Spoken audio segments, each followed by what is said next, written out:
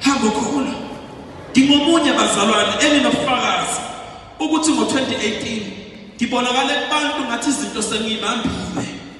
Kodwa bengazi kahle ukuthi inetha akakabuyi nenhlanzi edinga ukuthi ngibuye nazo. Kodwa nginalokho ukukholwa ukuthi ngo-2019 kuzobuya izinto. Ngizobuya nohlobo lweinhlanzi eziningi.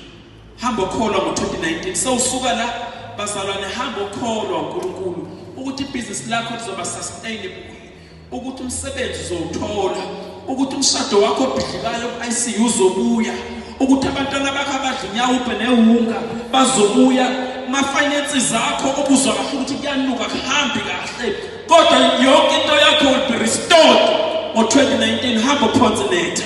Siyabonga baba wethu ngegama lenkosi yethu Jesu, naba abantwana bakho uNkulunkulu wethu engcwele, baba wethu omuhle ngo-2018 kuningi okubaphoxile, kuningi okubadumazile uNkulunkulu wethu, kuningi uNkulunkulu wethu engcwele nango-2018 obekubaqeda amandla, bebengacabanga ukuthi kungafika nalesi sikhathi besaphila, besakhonza, besakholwa njengoNkulunkulu.